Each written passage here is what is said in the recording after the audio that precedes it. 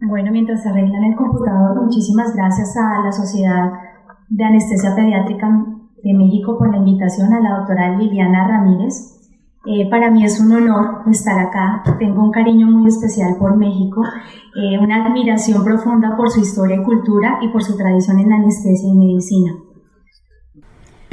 Bueno, mientras arreglamos esto, reiniciamos el computador, les cuento un poco lo que charlé con la doctora Ramírez el día de hoy, que ella quería que les contara un poco de la situación de la anestesia pediátrica en mi país. Yo soy anestesióloga general. En mi país, en Colombia, no hay entrenamiento formal en anestesia pediátrica. Desafortunadamente, nuestro sistema de salud ha hecho que en los últimos años las instituciones dedicadas a la atención de niños se hayan cerrado. Se han cerrado más de 500 camas de atención pediátrica en la capital del país en los últimos 5 años. Eso ha hecho que no existan suficientes hospitales especializados solamente en pediatría y de alguna manera eso ha repercutido en que no tengamos la posibilidad de tener centros especializados y por lo tanto de ofrecer un centro para entrenamiento formal en anestesia pediátrica. Por lo tanto, la mayoría de los anestesiólogos pediatras de mi país son formados fuera de Colombia. La mayoría de ellos, muy escasos, pocos, se han formado en Estados Unidos y aquí en México. Varios de mis compatriotas vienen acá a hacer formación en anestesia pediátrica. Entonces, la situación de mi país básicamente es la atención de pacientes pediátricos en hospitales generales. Está muy bien. Bueno, gracias por su paciencia, ya solucionamos los problemas. Entonces, como les decía, para mí es un honor estar acá. El tema es bastante amplio porque hablar sobre anestesia total endovenosa se pueden hablar de tantos aspectos, pero pues escogí tal vez los temas más relevantes respecto a esta técnica anestésica. Como les contaba la doctora, yo soy anestesióloga de la Universidad del Rosario, trabajo en el Hospital de San José. Este es mi hospital. El Hospital de San José es uno de los hospitales más tradicionales de la capital del país. El hospital fue fundado en el año 1902. Tenemos más de 100 años de estar trabajando y es un hospital muy importante en el área de anestesia. Esta persona que ustedes ven acá, y es una oportunidad para hacerle un pequeño homenaje, es el doctor Juan Marín. El doctor Juan Marín fue la persona que encabezó la enseñanza formal universitaria de la anestesiología en Colombia y él, junto con otros anestesiólogos que venían entrenados de Europa y los Estados Unidos, fundaron la Sociedad Colombiana de Anestesiología en mi hospital. Entonces, mi hospital es muy importante porque ahí se fundó la Sociedad Colombiana de Anestesiología y la primera enseñanza formal universitaria de posgrado en anestesia se realizó en ese hospital. Fue así como conocí yo ya al doctor Juan Marín cuando yo era estudiante de medicina y él es importante también porque no sé si sabían que fue quien diseñó el escudo que muchas de las sociedades utilizan para representar la anestesia. Él fue el creador de esta imagen que utiliza la CLASA y que también utiliza la Sociedad Colombiana de Anestesia. Declaro mis conflictos de interés. Yo soy asesor científico externo de GlaxoSmithKline, soy el speaker para Colombia y para algunos países del Caribe y Latinoamérica de dos productos de ellos, remifentanil y cisatracurio. Soy consultor científico externo de Fresenius Kabi, soy el speaker para ellos de la base Primea y actualmente estoy trabajando con Arcomed y tengo unos equipos de ellos para probarlos en población pediátrica con modelos de TCI.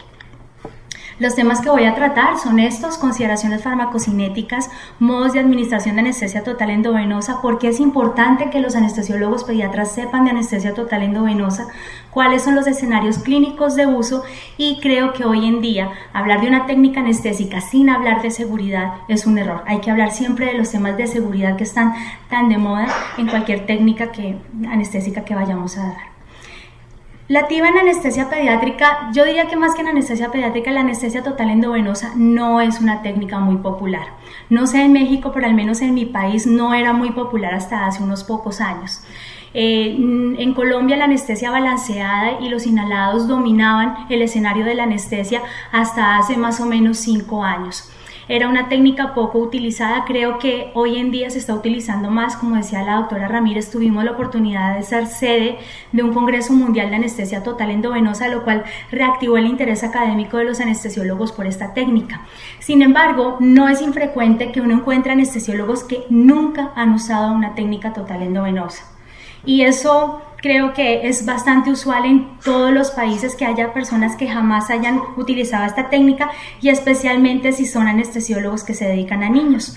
En los escenarios en que más se utiliza la técnica generalmente es para biopsias musculares en pacientes que tienen riesgo de hipertermia maligna. Cuando uno le pregunta a los anestesiólogos, dicen sí, tal vez alguna vez la utilicé con esta indicación, pero no es de uso frecuente. Cuando uno encuentra personas que la usan, generalmente la usan para cirugías de la vía aérea, cirugías de oído o cirugías de ortopedia como cirugía de columna, por los beneficios que la técnica puede tener en estos escenarios quirúrgicos. Otro panorama especial que uno encuentra es que la técnica casi nunca se utiliza en niños menores de 1 año. Cuando se utiliza anestesia total endovenosa, la mayoría de quienes la utilizan en pacientes mayores de 10 años, casi es infrecuente encontrar en poblaciones menores de 5 años. Y es que en general la anestesia pediátrica es como sinónimo de utilización de inhalados.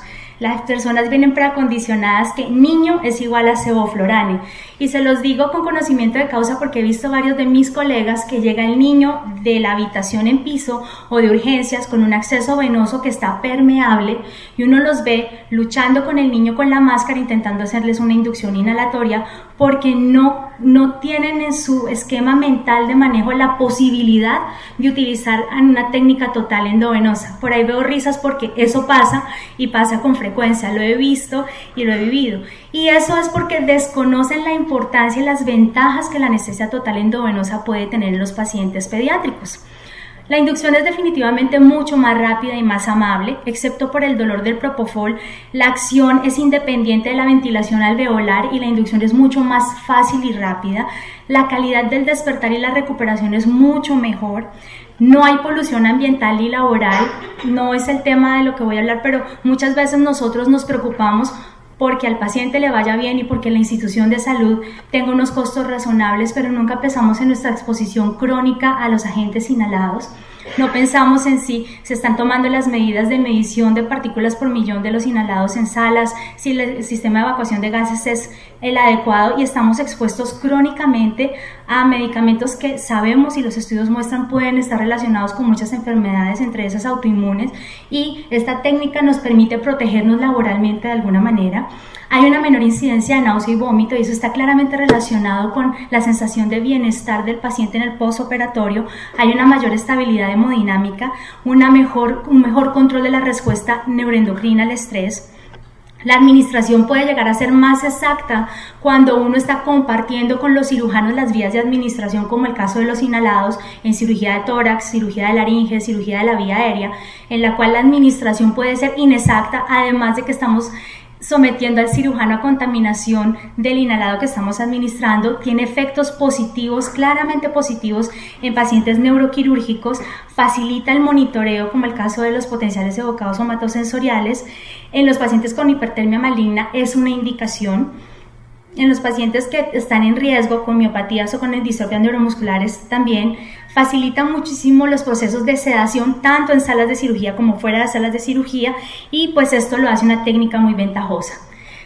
Viendo todas estas ventajas, uno se pregunta, ¿y entonces por qué la TIVA no es popular? No es popular por varias razones. La primera, el acceso venoso. Tomar accesos venosos en pacientes pediátricos puede llegar a ser difícil. Nosotros en nuestro hospital, no sé ustedes, pero en Colombia no tenemos facilidad de tener EMLA o ese tipo de soluciones tópicas y fórmulas tópicas para poder tomar accesos venosos sin dolor en los pacientes pediátricos. Lo que generalmente estamos haciendo es que tomamos el acceso venoso con inducción inhalatoria y luego nos pasamos a técnica total endovenosa, es lo que generalmente hacemos, y si el paciente viene con un acceso venoso de urgencias o de la habitación, pues vamos directamente a la anestesia total endovenosa. Faltan estudios farmacocinéticos y farmacodinámicos, eso también es cierto. Esos estudios o esos modelos no están validados, también es otra de las razones. Ya la doctora mencionaba, los niños son huérfanos terapéuticos, y aquí estoy tomando esta cita de alguien que lo mencionó ya en los años 60, y es que la mayoría de los medicamentos se hacen los estudios en población adulta primero, y mucho tiempo después vienen los estudios en poblaciones pediátricas, y a veces pasa que casi nunca se hacen estudios en poblaciones muy pequeñas, los neonatos, los lactantes. Se carece de estudios sobre algunos medicamentos por las implicaciones éticas que los estudios en estos grupos poblacionales pueden tener. Hay una gran variabilidad interindividual por ergonomía, y eso fue algo que al principio hizo un poco difícil que la técnica se volviera popular en mi hospital, y yo creo que eso pasa en todos los sitios. No es lo mismo que el vaporizador ya está instalado en la máquina de anestesia, viene el paciente, yo solamente abro el dial, mientras que la técnica total endovenosa implica el alistamiento de unas bombas, llenar la jeringa, preparar la mezcla, poner los datos antropométricos dentro de la máquina, todas estas cosas, sacar cálculos, que a veces pues hace que las personas les dé un poco de pereza y no sea muy popular la técnica. El desperdicio. Realmente faltaría la verdad si dijera que no se desperdicia. Cuando uno llena un vaporizador de algún halogenado, por ejemplo sevoflurane, si lo llené hoy y no lo utilicé, ese mismo sevoflurane sirve para mañana y no se pierde, no se bota, mientras que lo que abrimos para la anestesia total endovenosa pues tiene una caducidad y debe irse a la caneca, entonces siempre va a haber algo de desperdicio. Los costos, sin embargo, hablar de costos tiene que hablarse muy específico para cada país y para cada contexto. Para nosotros en Colombia, dar anestesia total endovenosa no es más costoso que dar anestesia balanceada. Nosotros tenemos precios bastante cómodos de propofol, también tenemos precios bastante cómodos de remifentanil, y le contaba yo a la doctora Ramírez que no tenemos que adquirir los equipos. Los hospitales no tienen que adquirir las bombas, generalmente se nos dan esos equipos por comodato, es decir, por un consumo mínimo mensual nosotros podemos tener acceso a una cantidad de tecnología relativamente de punta. Entonces pues los costos son diferentes en ese escenario. La regulación de los medicamentos, no todos los medicamentos están libres para poblaciones pediátricas en diferentes países. Hay países en los cuales hay restricción para usar propofol por debajo de los 3 años. En muchos sitios, hay restricción para usar propofol por debajo de 1 año. No sé si ustedes sabían que, por ejemplo, remifentanil, si esta conferencia yo la estuviera dando con sponsor de GlaxoSmithKline, no podría hablar de remifentanil en niños por debajo de 1 año, porque la IP a nivel global dice que no hay estudios suficientes para recomendar remifentanil en niños menores de 1 año, pero todos lo usamos y lo usamos off-label sin problema. Sin embargo, eso puede ser un problema, una restricción de uso. El propofol, hay muchas personas que tienen temor del síndrome por propofol en paciente pediátrico, y la limitación de la disponibilidad de equipos. En muchos sitios ni siquiera una bomba volumétrica hay, y eso dificulta la administración de la anestesia total endovenosa. En cuanto a las características farmacocinéticas en niños, pues básicamente cuando hablamos de población pediátrica estamos hablando casi de 3 grupos, y no me voy a extender en esto porque ustedes saben esto mucho mejor que yo. Estamos hablando de los neonatos, en los cuales hay diferencias farmacocinéticas claras con los otros grupos, y dentro de los mismos neonatos el comportamiento farmacocinético de los medicamentos es diferente si es pretérmino o a término. Los lactantes es el otro grupo, y los niños de 2 a 3 años en adelante hasta los prepúberes. Esos son grupos diferentes con comportamientos farmacológicos diferentes, con una composición corporal diferente, como ustedes pueden ver, en relativo a la cantidad de agua total, a la masa muscular y a la composición de grasa, en la cual pues los neonatos tienen una cantidad mayor de agua que los niños más grandes y los adultos, y una proporción de masa muscular bastante menor comparada con otras poblaciones. La función de órganos está inmadura. La función hepática sabemos que se puede comparar al funcionamiento de un adulto entre los 6 y 8 meses. Lo mismo pasa con la función renal, que la tasa de filtración glomerular alcanza niveles casi similares a los del adulto hasta el año de edad, y los niveles de proteínas, que sabemos que tienen una implicación importante en la distribución de los medicamentos. Sabemos que la fracción libre, que es la que es activa, es la que no va unida a proteínas, y eso tiene consideraciones especiales en ciertos grupos, como el caso de los neonatos, en donde la cantidad de albúmina es menor si se compara con niños más grandes y con adultos. Entonces, como les decía, hay diferentes poblaciones y todas esas están en diferentes etapas de maduración. Si uno quisiera darles una característica a cada una de esas poblaciones, hablaríamos que los neonatos se caracterizan por su inmadurez, por un aumento de la sensibilidad a la mayoría de los anestésicos y por lo tanto por una menor necesidad de dosis para lograr los mismos objetivos. Los lactantes se caracterizan por un gran volumen de distribución, son más maduros, no han terminado de madurar sus órganos todavía, pero son más maduros que los neonatos y tienen un aclaramiento bastante aumentado. Ese aclaramiento aumentado y ese mayor volumen de distribución hace que haya necesidad de administrar más dosis para lograr los mismos objetivos plasmáticos en sitio efecto y terapéuticos. Los niños prepúberes y los niños de los 3 años en adelante se caracterizan por volúmenes de distribución aumentados y por un aumento del aclaramiento intercompartimental que llega a ser incluso hasta el 50% más si se compara con los adultos. Todas estas características hacen que los modelos matemáticos, que los modelos matemáticos farmacocinéticos sean inciertos y poco predecibles. Eso ha hecho que sea poco popular la técnica total endovenosa en niños. Y desafortunadamente, para poder lograr un modelo fijo, pues en el primer año de edad es cuando se dan los cambios farmacocinéticos, farmacodinámicos, y hoy en día que se están empezando a hablar de farmacogenética, también todos estos pueden influir en el curso de un medicamento.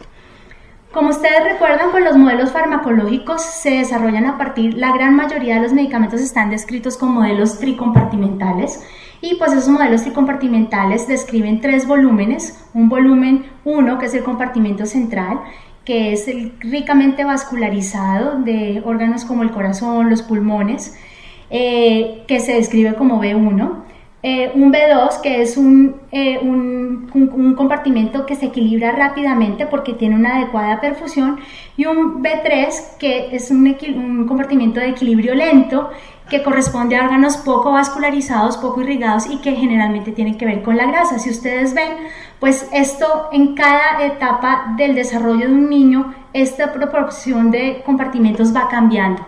Entonces, pues esto hace que un modelo farmacológico y farmacocinético único para toda la población pediátrica sea muy difícil de desarrollar. ¿Cuáles son las formas de administración de anestesia total endovenosa? Básicamente se describen 2. Una manual, que es utilizando los esquemas de infusión que han propuesto personas que han hecho estudios de farmacocinética. Uno no aplica saber o no conoce una concentración deseada del medicamento o en plasma o en sitio efecto. Simplemente uno aplica fórmulas ya descritas que le permiten hacer una dosificación ya sea en miligramo kilo hora o en microgramo kilo minuto. ¿Cómo damos infusiones manuales? Generalmente con bombas volumétricas comunes y corrientes. La otra manera son modos TCI, que su sigla en inglés significa Target Control Infusion, que son equipos que tienen modelos farmacocinéticos incorporados en un software que en tiempo real permite calcular el bolo necesario y la infusión necesaria para mantener una concentración que yo como anestesiólogo le he programado a la máquina, deseo le administre al paciente, ya sea en el sitio efecto o en el plasma. ¿Qué se ha descrito de este modo de administración? Algunos autores consideran que es más exacto, que da una mejor estabilidad hemodinámica, que hace que haya menos dosis de bolo. Esto es real, yo lo he visto, lo he vivido con los pacientes que nosotros tenemos, y que la recuperación sea más rápida. ¿Qué medicamentos tenemos disponibles para administrar anestesia total endovenosa? Propofol, ketamina, dexmedetomidina, remifentanil, fentanil, alfentanil y sulfentanil. Los que yo aquí destaco son los que tengo experiencia, porque le decía a la doctora Ramírez, no me parece honesto hablar de técnicas o de cosas en las cuales uno no tiene experiencia clínica. Tengo experiencia con el uso de propofol, dexmedetomidina y remifentanil. No utilizamos, al menos en mi hospital, ni es frecuente en mi país usar goteos de ketamina. No tenemos disponible ni alfentanil ni sulfentanil, no está disponible en el país desde hace más de 10 años.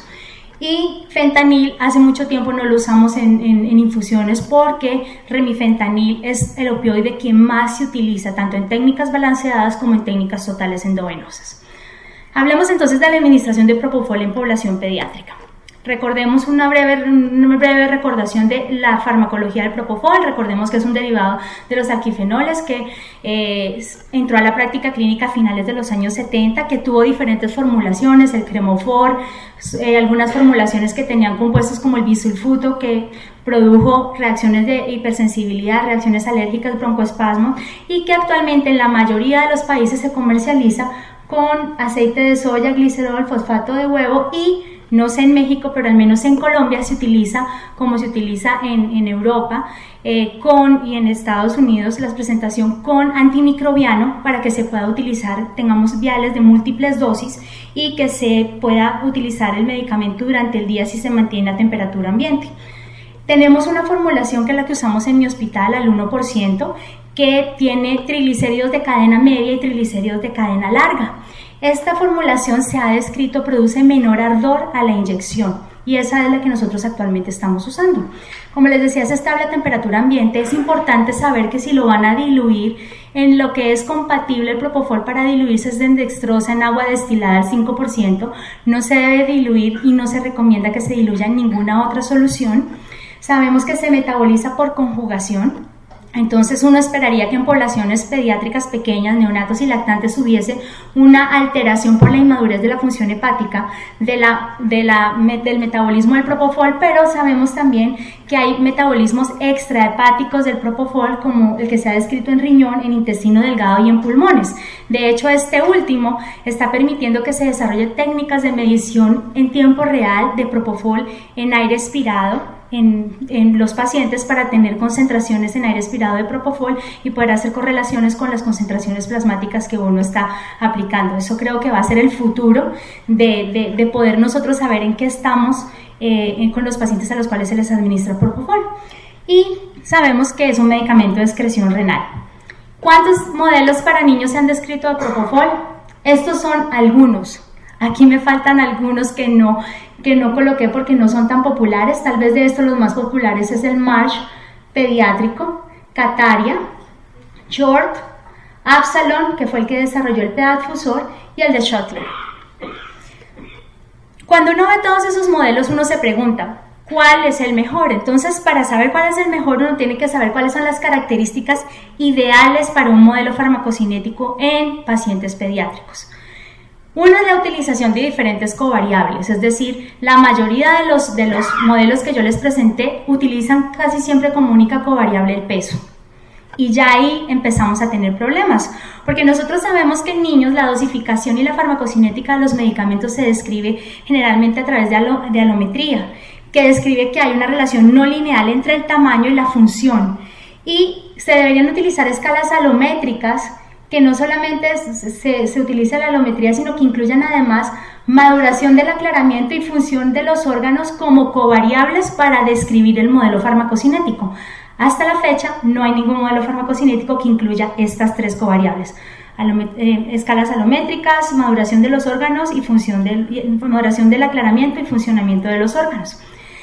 La mayoría de los modelos están descritos con muestras venosas.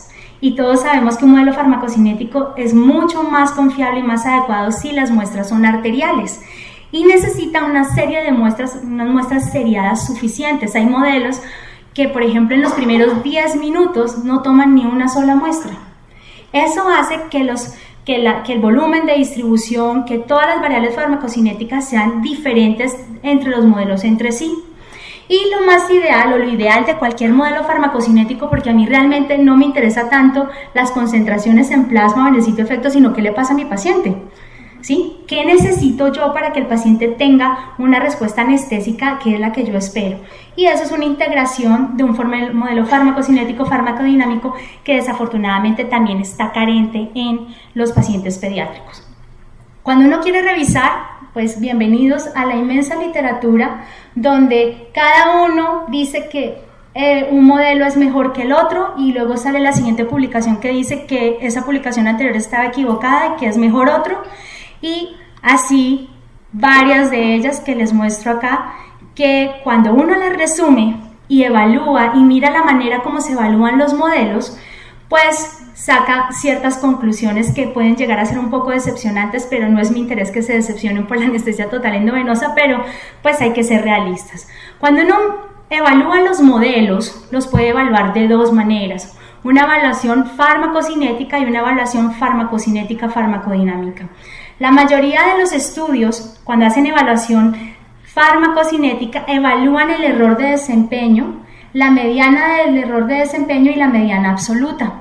¿Y cómo lo hacen? Corren el programa farmacocinético ya descrito, Kataria, Pedalfusor, Schottler, y lo aplican en pacientes en una población pediátrica y toman muestras sanguíneas y comparan la correlación entre las concentraciones que hayan en el paciente y lo que el modelo ha descrito. Y hacen esta fórmula. Con esto, ¿qué saca uno en claro?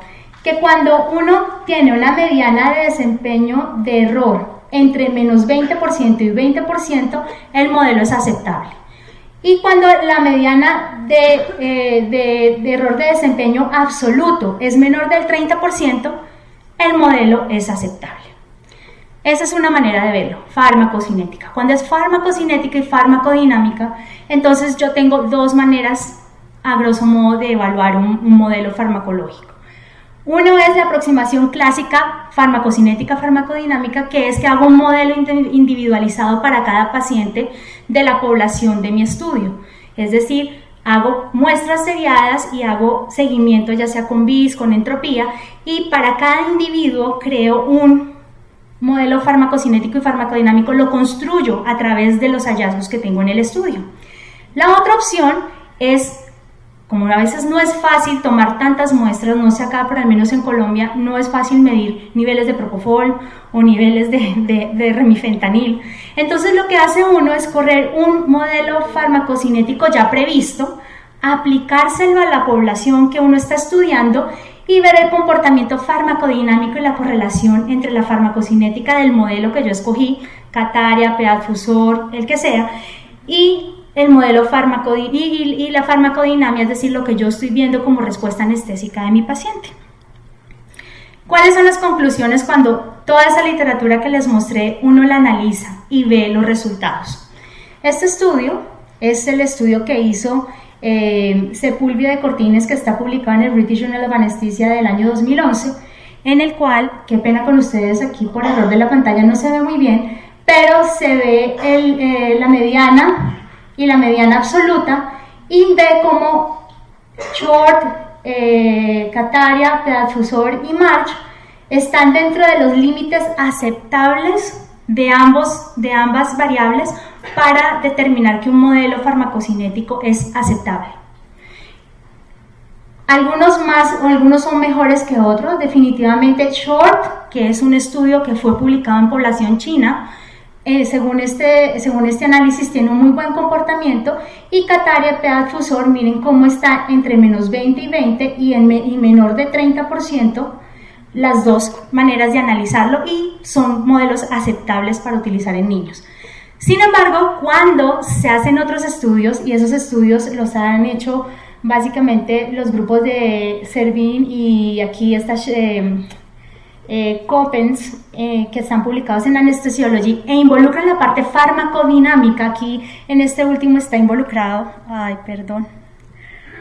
Struis, en este Anesthesiology del 2011, se dan cuenta que hay una pobre precisión farmacocinética de la mayoría de los estudios, que no hay una relación clara entre la precisión de la farmacocinética y la farmacodinamia, es decir, no se correlacionan entre sí, que hablar de una KEO del propofol para niños es muy difícil porque la KEO sale con valores diferentes dependiendo del estudio o del modelo que yo utilice, que hay una pobre estimación de los parámetros farmacodinámicos, es decir, ustedes saben que para uno saber qué pasa clínicamente con los pacientes, tiene que ver en los estudios farmacodinámicos determinar la concentración efectiva 50, el KEO, el tiempo de efecto pico.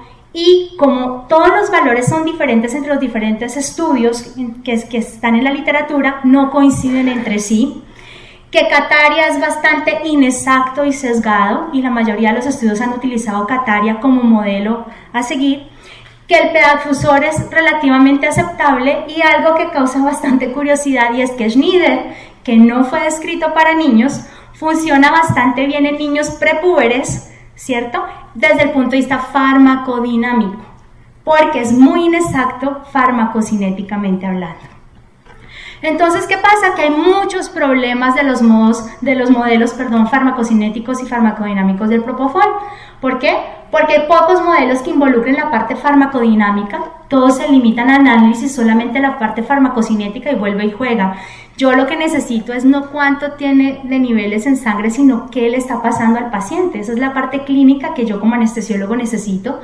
No tienen validaciones rigurosas de los modelos. Hay unas poblaciones específicamente, el problema más grave son los niños menores de 1 año, con una gran variabilidad interindividual, además a los cuales aplicarles el estudio farmacodinámico es difícil porque, como ustedes saben, tanto entropía como BIS no está validado en niños menores de 1 año, y ahí empiezan a haber grandes problemas para el análisis farmacodinámico. Muchos de los modelos tienen muestras insuficientes y son en sangre venosa esas muestras. Las poblaciones son muy dispares, vuelvo a lo que les estaba mencionando al principio. Yo no puedo construir un solo modelo para toda la población pediátrica, pero también sería muy dispendioso hacer un modelo para los neonatos, para el pretérmino y para el que está a término, para el que está hasta los 3 meses, de los 3 meses hasta los 6. No podría construir modelos farmacocinéticos para cada una de estas poblaciones en especial. Lo que generalmente se ve es que la mayoría de estos investigadores hicieron estudios tomando muestras venosas, lo cual hizo que el V1, recuerdan el V1, el volumen central, sea excesivo y muy grande, y al ser muy grande, el bolo inicial también es muy grande, porque tiene un volumen de distribución muy grande en el compartimento central. Entonces ese bolo excesivo es uno de los errores que tienen la mayoría de estos modelos. Por lo que ya les comentaba, la caída de la concentración en vivo en los pacientes a los cuales se les ha corrido el análisis farmacocinético parece ser mucho mayor a la que prevén los modelos farmacocinéticos, y el aclaramiento también parece estar incrementado en los lactantes, lo cual difiere con los modelos farmacocinéticos descritos. Después de todo esto, ¿qué puede uno concluir? No, yo para qué doy TIVA si es que ningún modelo farmacocinético funciona de manera exacta. Yo creo que a veces le pedimos a la anestesia total endovenosa demasiada exactitud, y yo siempre me he preguntado si todos estos modelos farmacocinéticos y fórmulas también no aplican para los inhalados. También aplican, también tienen los mismos volúmenes de distribución, todo es exactamente igual, solo que no nos lo han vendido con la complejidad que nos han vendido la anestesia total endovenosa. Entonces, ¿qué opciones tenemos? Administración de Propofol manual. ¿Qué hay descrito? En administración manual de Propofol está esta descripción clásica publicada en el año 99 por el doctor McFarland, que es la que se menciona muchísimo en la literatura. Yo les cuento, no es la que yo uso, sin embargo es la clásica y me veo en la obligación de mostrárselas porque, si ustedes ven, es bastante dispendiosa. El polo inicial es de 2.5 miligramos por kilo de peso. Esto está descrito para niños entre los 3 y los 11 años. Entonces, 2.5 miligramos por kilo de peso, ya hablábamos que esa población tiene volúmenes de distribución grandes, luego el bolo inicial tiene que ser un poco mayor que el que usamos en los adultos. La infusión en los primeros 15 minutos es de 15 miligramos kilo hora, y si la bomba a usted le permite hacer microgramo kilo minuto, de 250 microgramos kilo minuto. Entre los 15 y los 30 minutos siguientes, 13 miligramos kilo hora o 215 microgramos kilo minuto. Entre los 30 y los 60 minutos siguientes, 11 miligramos kilo hora o 185 microgramos kilo minuto. De la primera hora a la segunda hora, 10 miligramos kilo hora o 165 microgramos kilo minuto. Y de las 2 horas a las 4 horas, y de ahí en adelante, si la cirugía está prolongada, 9 miligramos kilo hora o 150 microgramos kilo minuto. Esa es la descripción clásica, y tal vez yo le contaba a la doctora Ramírez, el año pasado apliqué un scholarship de la Sociedad Americana de Anestesia Pediátrica y tuve la oportunidad de estar en el Hospital Children's de Seattle, y esto es básicamente lo que ellos usan. Ellos tienen bombas que les permiten colocar medicamentos en microgramo kilo minuto, y ellos utilizan algo muy similar a esto para dar anestesia total endovenosa. Personalmente me parece demasiado dispendioso. Me gusta más este. Este lo describe posteriormente en el año 2004 el grupo de Stewart y es mucho más fácil, miren. El bolo inicial sigue siendo de 2.5 miligramos por kilo de peso, pero en los primeros 10 minutos administran 12 miligramos kilo hora, en los siguientes 10 minutos, es decir, del minuto 10 al 20, 9 miligramos kilo hora y en el tiempo subsecuente 6 miligramos kilo hora. Es mucho más fácil para quienes damos adultos también, como es el caso nuestro en Colombia, se asemeja un poco más a lo que en adultos se ha propuesto y lo hace mucho más sencillo. Yo lo uso, lo hemos utilizado en mi hospital, funciona bastante bien. Cuando estamos muy juiciosos y conmigo está el residente que está rotando en anestesia total endovenosa, hacemos el otro con fines académicos, pero realmente por practicidad creo que este funciona bastante bien. Realmente el valor de este artículo es describir infusiones manuales de Propofol en niños por debajo de los 3 años y el esquema de dosificación que proponen es un poco más complejo. Proponen dosis mucho más altas, ya habíamos hablado de las características farmacocinéticas de la población neonatal, donde los primeros 10 minutos se colocan 25 miligramos kilo hora, en los siguientes 10 minutos 20, en los terceros 10 minutos 15 y en los cuartos 10 minutos 10 miligramos kilo hora y luego en el mantenimiento en la primera hora se hace a 5 miligramos kilo hora y el tiempo restante 2.5. De 3 a 6 meses disminuyen la dosis a 20 miligramos kilo hora en los primeros 10 minutos, siguientes 10 minutos 15 miligramos kilo hora, terceros 10 minutos 10 miligramos kilo hora y se mantienen así hasta hacer el mismo mantenimiento que en el primer grupo. En los niños de 6 meses a 12 meses a un año, 15 miligramos en los primeros 10 minutos, 10 en los segundos 10 minutos, se mantienen en los 10 y al final en la hora y en el tiempo restante lo mantienen igual y la que ya les describí. Entonces realmente nosotros lo hacemos así, aplicamos este esquema en la infusión de anestesia total endovenosa inicialmente en las poblaciones así menores de un año. Como ustedes ven, los requerimientos iniciales son muy altos y eso hace que la vida media sensible al contexto del Propofol en este grupo de población sea más larga que en los pacientes adultos y lo que a veces pasa y uno lo puede esperar cuando utiliza estos esquemas de infusión manual con frecuencia es que el tiempo de despertar se vea un poquito prolongado. Esa es la experiencia que nosotros tenemos. En cuanto a la administración de Propofol por TCI, ya hablé de los equipos de administración. En la manual pues se necesitan solo bombas de infusión volumétricas. Los equipos TCI, a veces en mi hospital pasa mucho y cuando dábamos charlas sobre anestesia total endovenosa en otras instituciones, que las personas les cerraban la puerta a la técnica porque no tenían bombas de TCI.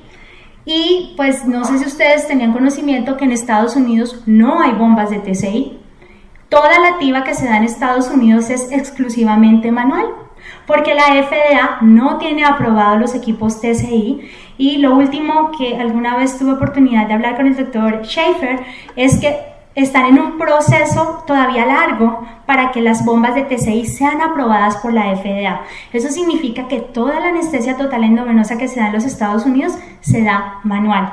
Yo molesto a mis residentes y les digo que se volvieron muy elegantes porque no les gusta sino solamente TCI y miren que incluso en sitios donde uno esperaría que tuvieran una tecnología así, no la tienen, funciona muy bien y también usan la técnica total endovenosa.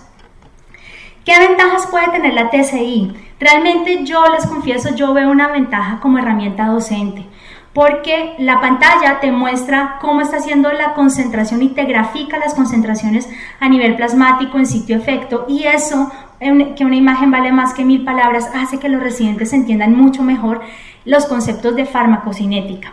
¿Facilita el manejo? Sí, claro, facilita el manejo porque esto está pendiente de los 10 minutos y que en los siguientes 10 minutos le cambies y tú estás ocupado haciendo otras cosas con el paciente, pues es un poco dispendioso y pues implica que una persona esté pendiente solamente de esos tiempos para estar ajustando las infusiones manuales. Los sistemas de infusión pues bien, ya tienen incorporado y calculan la eliminación, la distribución intercompartimental y ajustan las dosificaciones de acuerdo a esto para mantener la concentración que uno ha elegido.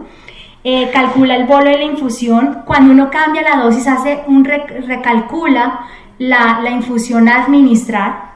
Si uno aumenta la concentración, pues aumenta la infusión para obtener esa concentración, o si uno la disminuye, se detiene por un tiempo para darle tiempo a equilibrarse las concentraciones entre plasma y sitio efecto, y pues eso lo hace muy ventajoso, y además le da una información en el tiempo de algo que yo siempre con los ingenieros de las bombas les he peleado un poco, y es que ellos colocan ahí tiempo de despertar, y eso es un concepto un poco atrevido.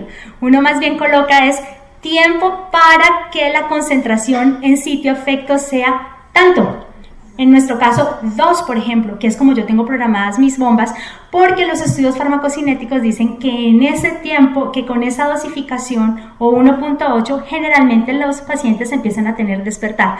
Entonces, pues le permite uno tener esa información. Entonces, las bombas de TCI, uno escoge una concentración plasmática, ¿cierto? O una concentración en la biofase, en el sitio efecto, y la bomba le calcula mediante un algoritmo y un modelo que alimenta ese algoritmo de acuerdo a lo que haya aquí del modelo que uno haya escogido, y la misma bomba autoajusta de acuerdo a lo que uno le programó la dosis necesaria para mantenerlo. La pregunta es, ¿la TCI es mejor? Realmente los resultados son muy controversiales, como para uno decir o abstenerse de no dar anestesia total endovenosa porque no tiene un equipo TCI. ¿Que le facilita a uno y optimiza el recurso? Sí. ¿Que a veces uno tiene menos efectos adversos y le da más movilidad como anestesiólogo? También.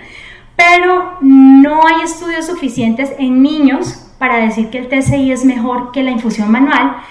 ¿Qué estudios hay? Estudios como este, que evalúa el efecto de las infusiones controladas por TCI de propofol en la predecibilidad de la recuperación de la anestesia en niños, en donde la recuperación no tuvo diferencias significativas entre dar la TCI versus manual. Y en adultos, pues la revisión más reciente que hay de Cochrane, pues muestra que no hay evidencia suficiente para recomendar que la TCI sea mejor en la práctica clínica que la administración manual.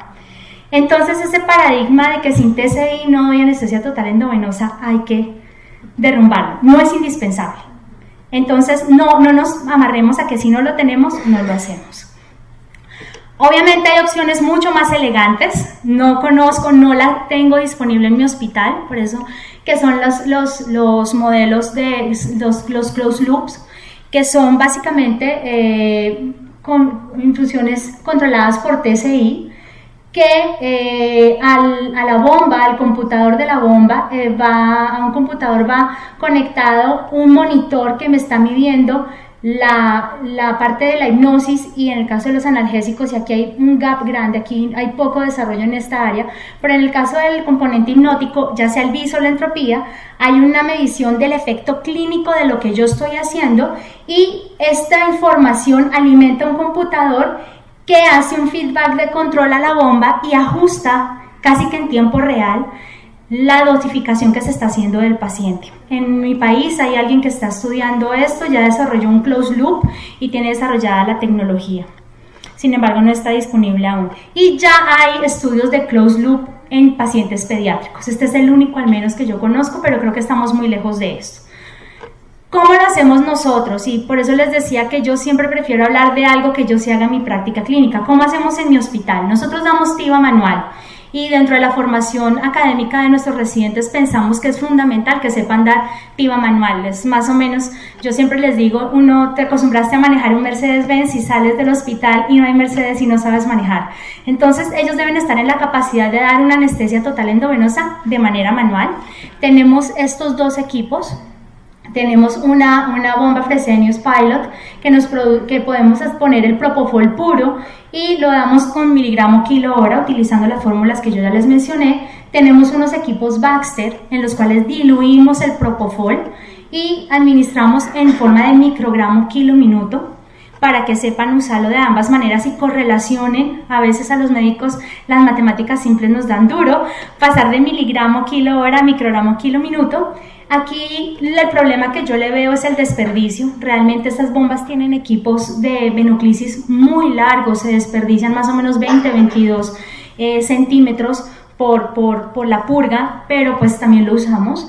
Y el remifentanil en mi hospital siempre lo administramos en estas bombas en microgramo kilo minuto en paciente pediátrico, porque el modelo Minto no nos permite utilizarlo en pacientes menores de 18 años. Entonces no lo administramos por TCI.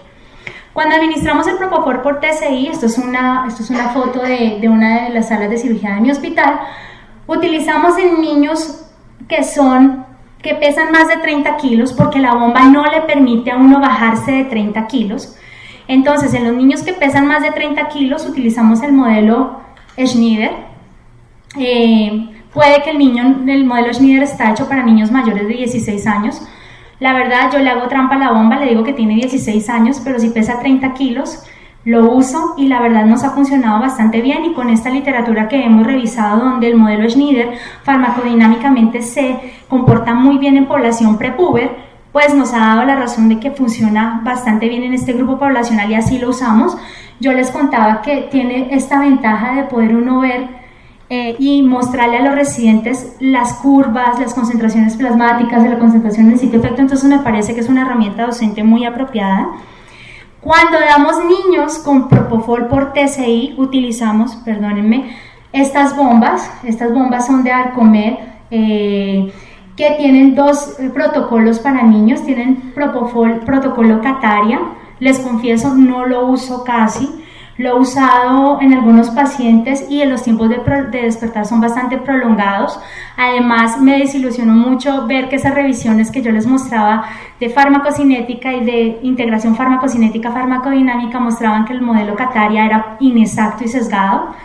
Y el que utilizamos es el Pedalfusor.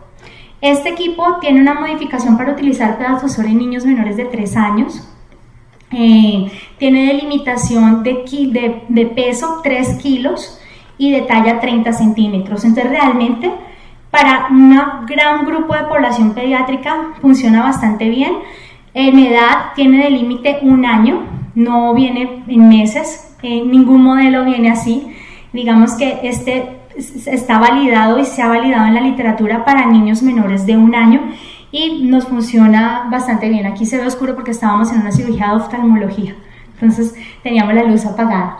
El Pedalfusor es el que nosotros utilizamos. Aquí una comparación, qué pena con ustedes que aquí no sale completa la información, de los volúmenes B1, B2, B3 y las coeficientes de distribución intercompartimental entre los dos protocolos de farmacocinéticos, y algunas de las dosis que usualmente están descritas para Propofol y para remifentanil de concentración requerida en el sitio efecto para dar anestesia. Nosotros generalmente empezamos con dosis de 4 microgramos por mililitro en sitio efecto, es lo que utilizamos generalmente de rutina, y las dosis descritas en la literatura depende de quién analice el estudio.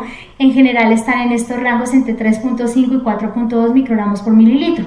El remifentanil, como les contaba, no lo usamos en niños en manera TCI, lo usamos como microgramo kilo minuto.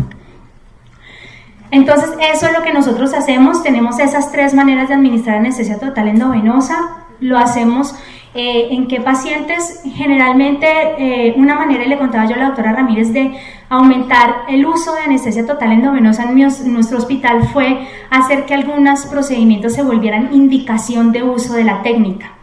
Es indicación de uso de la técnica en mi hospital: cirugía de la vía aérea, cirugía de oído por la incidencia de náusea y vómito, cirugía de estrabismo, tratando de proteger a los pacientes de la náusea y el vómito, cirugía de tórax, neurocirugía, cirugía tanto cerebral de cráneo como cirugía de columna, ¿sí?, en población adulta y en población pediátrica. Entonces ya los residentes saben que en ese tipo de cirugías tienen que tener, excepto que el paciente tenga alguna contraindicación, anestesia total endovenosa como primera lección.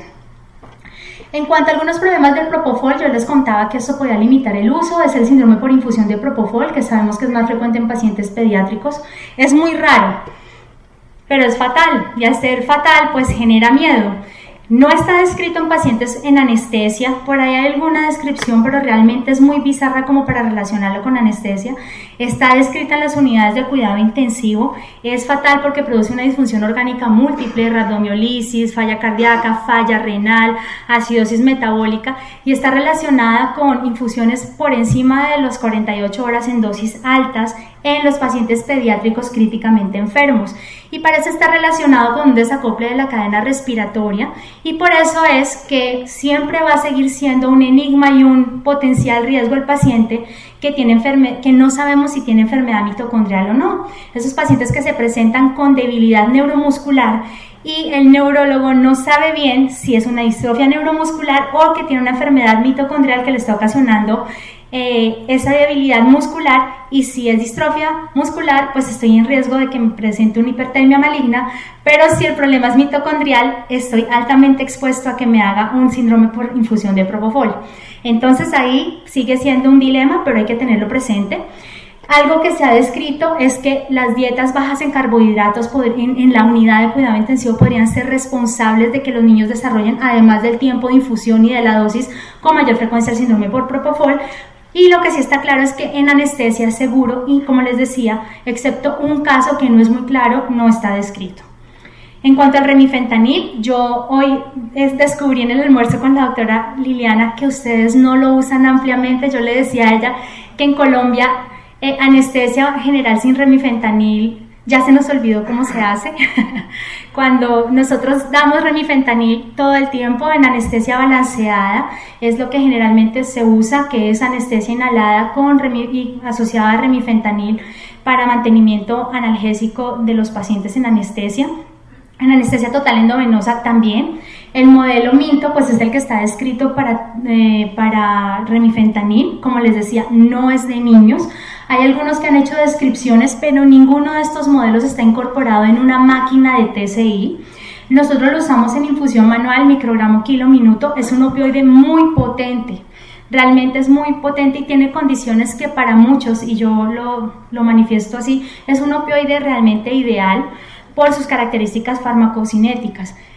Tiene una vida media sensible al contexto muy apropiada, 3.4 minutos. Generalmente los pacientes, una vez suspendida la infusión, independientemente de lo prolongada que esta haya sido, tienen una ausencia del efecto clínico a los 10 minutos, lo cual pues lo hace bastante deseable, y es por eso que muchos han dicho que la vida media es insensible al contexto. Lo usamos en anestesia balanceada, también se usa en TIVA. En mi país, no sé ustedes, lo usan mucho los pediatras en las unidades de cuidado intensivo neonatal y en las unidades de cuidado intensivo pediátrico para analgesia y sedación, sobre todo en los neonatos. El volumen de distribución en los niños es más alto y por lo tanto se necesitan generalmente más dosis. Es ideal porque para este grupo específico que hemos venido hablando, que la maduración de órganos es un problema, que esa inmadurez hace que el comportamiento de los medicamentos a veces sea bizarro, pues es un medicamento independiente de la maduración de los órganos porque se metaboliza por esterasas plasmáticas, por lo tanto es independiente de que la función hepática o renal esté buena. Y sabemos que las esterasas plasmáticas, y se han hecho estudios en cordón umbilical y en recién nacidos expuestos a remifentanil, que están con un funcionamiento pleno y normal y que no hay diferencias con respecto al metabolismo que se hace en adultos. Sin embargo, en estas poblaciones por debajo de un año, el uso es off-label. Por eso les digo, el laboratorio no tiene estudios suficientes para recomendar el uso por debajo de un año. Es ideal en insuficiencia de órganos, en los pacientes con falla renal o falla hepática. En la mayoría de las poblaciones el despertar es mucho más rápido. Es un medicamento muy bueno para neurocirugía y cirugía ambulatoria, pero hay que tener dos consideraciones especiales. El bolo, yo creo que hay que tener precaución con los bolos. Los bolos en población que está inestable hemodinámicamente, en los pacientes muy pequeños, en los neonatos, y como yo doy adultos, en los pacientes ancianos, el bolo puede inestabilizar a los pacientes hemodinámicamente. Y la otra recomendación es hacer analgesia anticipada. si yo suspendo el remifentanil y no he anticipado una analgesia multimodal de buena calidad, el paciente se va a quejar de dolor. Y ya nosotros sabemos que hoy se ha descrito bastante sobre la hiperalgesia asociada con las infusiones de opioides, que no sé por qué a veces se lo achacan solamente al remifentanil, sino que sabemos que eso puede pasar con las infusiones prolongadas de opioides y específicamente pues el remifentanil con su duración tan corta. Si yo no planeo una adecuada analgesia con el tiempo suficiente, una vez suspenda el remifentanil, así como los efectos que se pasan de la depresión respiratoria y la sedación que tanto nos gustan, también la analgesia se desaparece y si yo no he planeado bien un manejo analgésico, el paciente se va a quejar de dolor. Lo que les decía, pues independientemente de la duración de la infusión, comparado con otros opioides, la vida media sensible al contexto es la misma. En pacientes con falla renal, cuando se observan los pacientes con falla renal versus los pacientes que no tienen falla renal, el comportamiento farmacocinético es igual, lo mismo en los pacientes con disfunción hepática. La dexmedetomidina es el otro medicamento que se puede utilizar para anestesia total endovenosa. Yo lo usaba muchísimo, no lo uso tanto ahora. Se usa mucho para sedación en cuidado intensivo. En Colombia se ha vuelto muy popular en las unidades de cuidado intensivo de adultos con todo el tema del delirium que pueden producir otros medicamentos, específicamente las benzodiazepinas en el paciente críticamente enfermo, sabiendo que el delirium es un predictor independiente de morbimortalidad en el paciente que lo presenta en cuidado intensivo. Entonces se usa mucho, se usa también en las unidades de cuidado intensivo pediátrico, se usa para procedimientos. Yo lo uso para sedación en procedimientos. Lo uso en 2 vías, lo uso endovenoso, lo uso nasal. No premedico de rutina a los pacientes con dexmedetomidina porque en mi país este medicamento necesita una justificación especial y hacer papelitos por cada paciente a todos nos da pereza, pero ocasionalmente sí lo uso y pues está descrito los beneficios que con premedicación se han mencionado, que es una disminución en el posoperatorio de la agitación por los inhalados, una analgesia posoperatoria más adecuada. Lo usé mucho en cateterización cardíaca y tiene ventaja que el paciente continúa ventilando espontáneamente. Me parece que es insuficiente como medicación única en algunos procedimientos, por ejemplo en endoscopias, en algunos procedimientos invasivos no logra ser suficiente y con frecuencia lo asocio a dosis de sedación de remifentanil.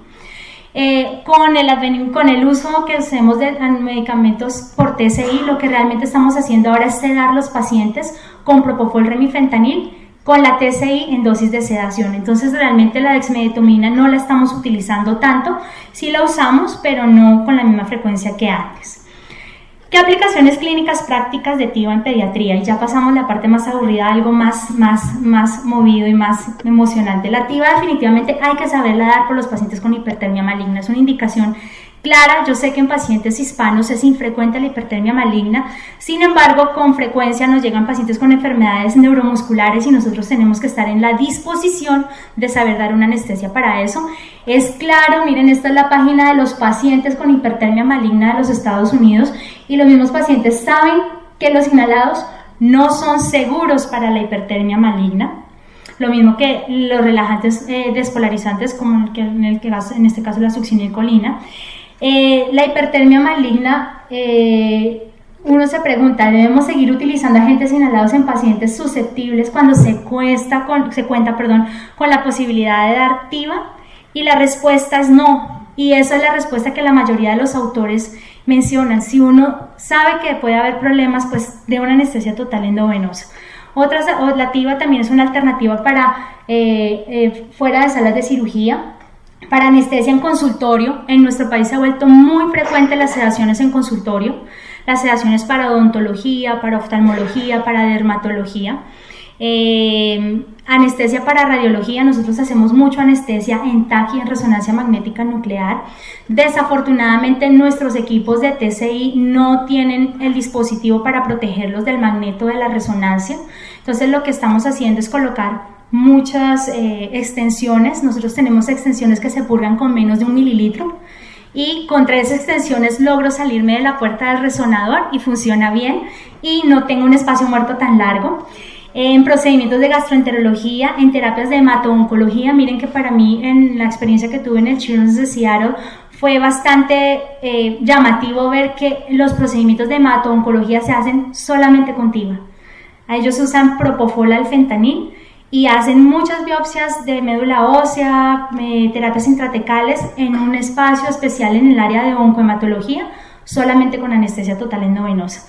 Requiere definitivamente un médico entrenado y es indispensable el monitoreo completo. Esto lo menciono porque sé que en algunos países, la doctora me decía que no es el caso de México, tampoco es el caso de Colombia, donde personas que no son anestesiólogos se dan los pacientes y pues no es correcto. En hemato-oncología pues está descrito que los niños a los cuales se les pregunta porque han tenido procedimientos múltiples respecto a la preferencia de la técnica anestésica, hay algunos estudios, como algunos que ustedes ven ahí, refieren preferir la técnica total endovenosa. Sabemos además que los pacientes de hemato-oncología están altamente en riesgo de presentar náusea y vómito, entonces la técnica total endovenosa es un plus que uno le da, una cosa adicional que le da a ese paciente. Y necesita uno hacer un recambio alto de pacientes, es decir, uno no puede esperarse a que el paciente se recupere de manera prolongada y la anestesia total endovenosa le da esa facilidad porque tiene un rápido inicio de acción, una rápida recuperación. Lo que les decía, el índice de satisfacción de los pacientes es bastante alto. Estas son algunas de las dosis descritas en la literatura para hacerlo. Hay que tener siempre en cuenta que puede producir depresión respiratoria y otros de los medicamentos que se utilizan son ketamina y midazolam. Nosotros personalmente no los usamos propofol, remifentanil. En gastroenterología también usamos TCI tanto en adultos como en niños para sedación de endoscopias y colonoscopias. Aquí lo que hemos notado y por eso combinamos un opioide con propofol es que se necesita manejar ese dolor visceral, sobre todo en las colonoscopias que le da a los pacientes. Y utilizamos, como les decía, remifentanil, propofol. La técnica más utilizada en los Estados Unidos es la técnica activa para hacer esto. Curiosamente, cuando uno revisa lo que tienen publicado, ellos utilizan mucho benzodiazepinas con opioides. Utilizan también propofol. Tienen personal calificado para el manejo de este medicamento. Digamos que después que lo que pasó con Michael Jackson se elevaron las alarmas respecto al uso de propofol. Me parece lamentable lo que pasó, pero de alguna manera uno tiene que sacar algo positivo de cosas tan trágicas y creo que fue positivo que la comunidad médica en general entienda que el propofol es un medicamento que produce mucha depresión respiratoria y debe ser manejado por personal entrenado y en mi concepto ese personal entrenado somos nosotros, no otros especialistas. Y pues el propofol en estas revisiones que uno mira de sedación en gastroenterología en niños es una muy buena alternativa con mínimos efectos adversos. También utilizan dexmedetomidina. En neuroanestesia, les decía, en mi hospital y en muchas revisiones es considerada la técnica de elección. El propofol, todos sabemos los efectos neuroprotectores que tiene. Produce relajación cerebral, disminución de la presión intracraneana, disminución del edema cerebral, específicamente el edema peritumoral. Tiene un efecto menor sobre el monitoreo electrofisiológico, entonces si uno quiere hacer potenciales evocados y está el neurofisiólogo con uno en salas de cirugía, pues la técnica total endovenosa es lo mandatorio. Facilita el test de despertar. Nosotros en columna todavía a veces hacemos test de despertar a solicitud del cirujano de columna. El remifentanil realmente en eso es mucho más amable que el fentanil, porque con el fentanil uno está pendiente de decirle, oye, recuérdame que me tienes que avisar cuando tú quieras el test de despertar. Y le dice uno, ya. Y uno le dice, pero yo te dije que me avisaras con 20 a 30 minutos antes. Y empieza a prolongarse el tiempo y todos esperando que suceda con remifentanil. Y cuando se da la anestesia por TCI es mucho más amable. Y esto no en niños, en adultos, pues nosotros hacemos neurocirugía funcional y hacer craniotomías despiertos. Nos ha facilitado colocar el arco, que el paciente colabore, que tenga sedación consciente y colabore las técnicas totales endovenosas con dexmedetomidina, remifentanil o remifentanil propofol funcionan muy bien y es lo que nosotros usamos. Otros escenarios para resonancia magnética nuclear, también para resonancia magnética nuclear, para fibrobroncoscopia. Creo que los neumólogos, los otorrinos agradecen inmensamente que en mi hospital la técnica total endovenosa sea la de elección para esto, porque ya dejaron de salir mareados, de estar en contacto con el inhalado todo el tiempo, y los pacientes están mucho más cómodos, es más fácil hacerles el examen porque la vía de administración del medicamento va por una vía diferente que la que ellos están usando para hacer la intervención.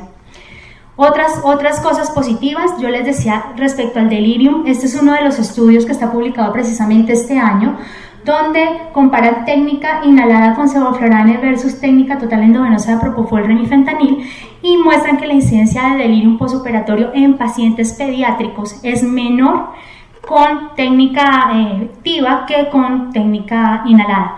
¿Qué hemos visto nosotros en mi hospital? Y perdónenme que no tengo un estudio, pero le hablo de mi experiencia clínica, que creo que pues, no es lo más adecuado metodológicamente desde el punto de vista epidemiológico, pero tiene alguna validez.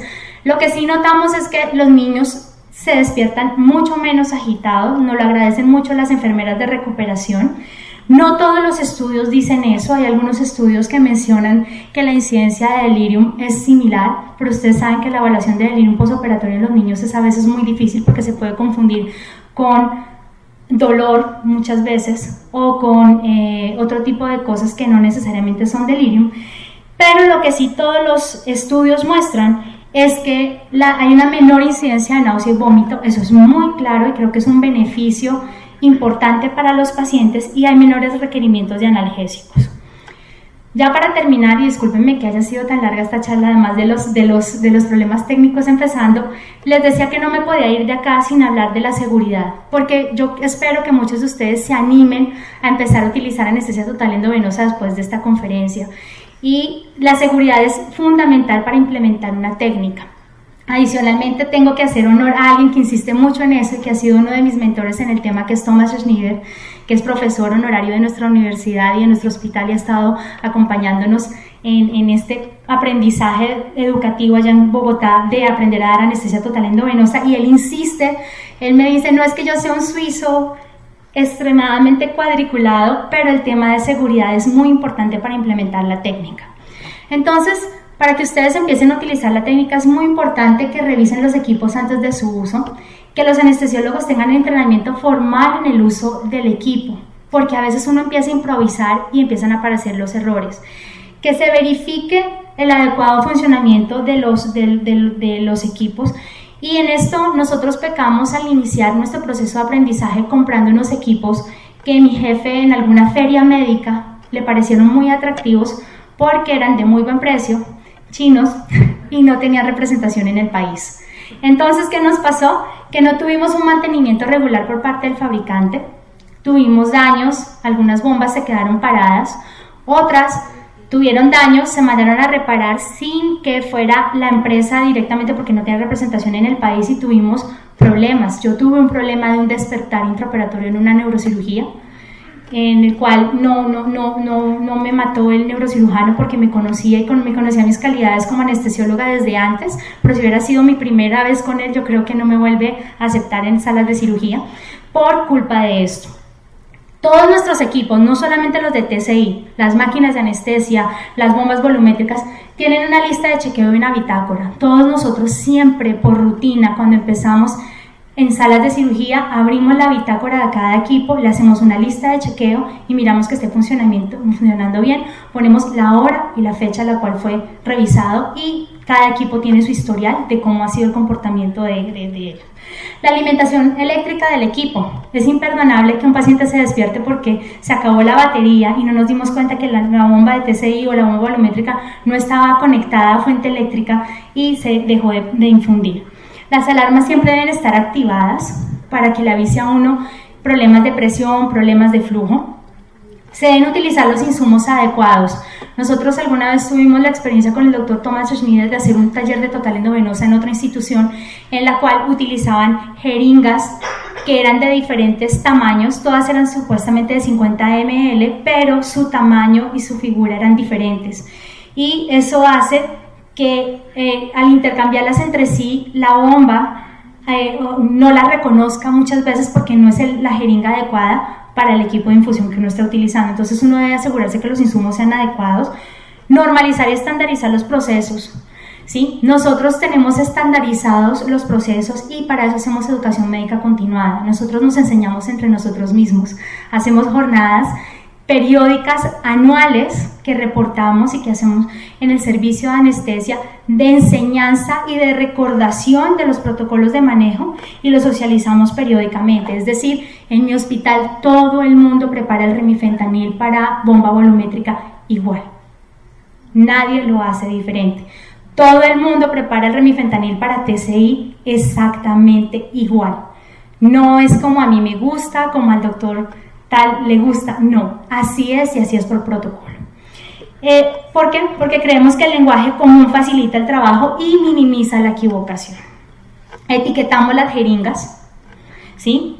Siempre con el nombre genérico del medicamento, colocamos la concentración de la preparación, así parezca que siempre lo hacemos igual, no importa, lo escribimos, y utilizamos el código de color internacional. Cuando uno lee problemas de seguridad con anestesia total endovenosa, pasa que algunos equipos no le dicen a usted que el módulo es el de Propofol y se acaban justo las dos jeringas al mismo tiempo, y usted monta el de Remi en el de Propofol, entonces usted está dando Remi al estilo pedadfusor y el Propofol lo están dando en microgramo kilo minuto.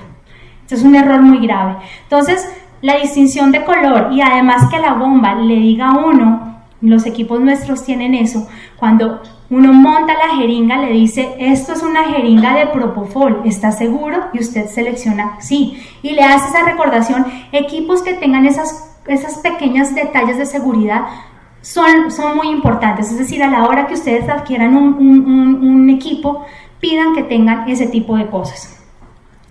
Usar válvulas antirreflujo y válvulas antisifón, desafortunadamente no tenemos ese tipo de equipos todavía. Esta compañía Arcomed, que es con la que ahora estoy ayudándolos en este tema de TIVA en mi país, va a traer este tipo de equipos. Nosotros no los teníamos. Y algo que es muy simple, mantener el control visual del acceso venoso. A veces es una pelea con los cirujanos que le dejen a uno ver la vena de los pacientes, pero es una cosa fundamental porque puede haber desconexión, infiltración, escape, flujo retrógrado, y entonces uno le está dando la TIVA al lactato de Ringer y el paciente se le despertó.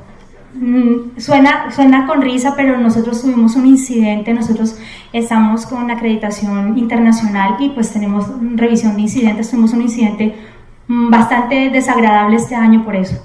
Alimentamos no me pasó a mí afortunadamente, pero se alimentó de TCI el lactato de Ringer, el paciente se despertó, estaban en una cirugía de cámara posterior de oftalmología y ocurrió un accidente que no ha debido suceder. Lo cuento porque me parece que contar los errores es importante para que no les pase a ustedes.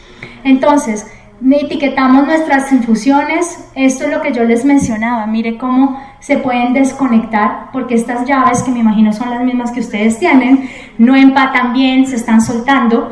Entonces toca ser muy estricto cómo se monta el equipo, porque uno puede estar alimentando el piso de Propofol y no al paciente.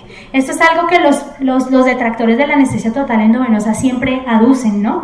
Que cuando uno está dando inhalado y uno tiene un monitor de gases expirados, uno sabe si está o no el paciente recibiendo el inhalado. Con la técnica total endovenosa, no, porque no hay algo que me haga un feedback, excepto el control de la profundidad anestésica, de las variables hemodinámicas, que me esté diciendo si el paciente está o no recibiendo el medicamento. Por eso les decía que estas mediciones online en gas expirado de Propofol, que ya hay varios en China y en Inglaterra han desarrollado, y en Alemania también han desarrollado la técnica, prometen mucho a largo plazo en volverse una monitoría para administración de anestesia total endovenosa. Y estos son los equipos que serían los ideales para utilizar en TIVA, que son con válvulas antirreflujo, tienen clamp, son muy cortos en su extensión, entonces el espacio muerto es pequeño, y tienen válvulas antisifón.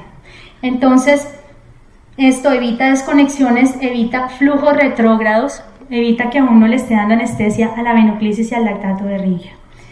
En niños, además, hay que tener unas consideraciones especiales. Siempre minimizar el espacio muerto. Entre más larga sea la distancia entre el punto de la vena donde yo estoy administrando el medicamento y donde yo lo inyecto, ahí se va a acumular un medicamento que al final, cuando yo lave, porque esa es la otra recomendación, yo siempre tengo que hacer un lavado de las vías antes de extubar el paciente y antes de llevarlo a recuperación, y eso es algo muy importante, por ejemplo, en el tema de remifentanil, queda en la extensión el remi, yo lo llevo a recuperación, allá le abren los líquidos endovenosos, le pasan eso que quedó ahí, que funciona como un bolo de remi, y el paciente hace depresión respiratoria, y es que ese remi es muy malo, como así que la vía media sensible de contexto es corta. No, es que no lavaron la vía del remifentanil. Siempre en anestesia total endovenosa hay que lavar las vías antes de extubar el paciente y de llevarlo a recuperación. Entonces, entre más corto sea, pues menos medicamento va a haber y menos bolo voy a pasar cuando lave la vía. Entonces, la administración, la distancia debe ser corta. También tengo que tener en cuenta la administración del volumen. No sé si ustedes se fijaron que en las bombas que nosotros tenemos no solamente nos cuenta cuántos microgramos o en kilo minuto o miligramos kilo hora estamos administrando, sino que también nos hacen una referencia del volumen administrado. Ustedes que son anestesiólogos pediatras saben que en los niños pequeños ese volumen hay que tenerlo en cuenta. En los neonatos el volumen de la TIVA va dentro de los líquidos administrados que uno le dio al paciente. Entonces siempre hay que tenerlo en cuenta para mantenerlo en el balance de líquidos. Y lo que les decía, si quieren tener más información al respecto, les recomiendo esta bibliografía. Es muy buena, si alguien la quiere se la puedo compartir, donde se mencionan muy puntualmente algunas normas de seguridad. Entonces, les quería contar que la anestesia total endovenosa sí es posible, y es posible en un país muy similar al de ustedes. Es un país que ni siquiera tenemos un fellow de anestesia pediátrica, pero lo hacemos, y me parece muy valioso, y le agradezco a la doctora Liliana que me haya invitado a compartir esto, porque a veces uno ve cosas, yo que he tenido la experiencia de tener por ejemplo al doctor Schneider en mi hospital, donde uno lo mira y dice, pero es que esto pasa en Suiza. Esto no pasa en un país como el nuestro, que tiene características similares. Sin embargo, hay cosas que sí se pueden hacer. Sí se le puede ofrecer una técnica total endovenosa a los pacientes pediátricos con seguridad y con una adecuada predecibilidad si lo hacemos así. Muchísimas gracias.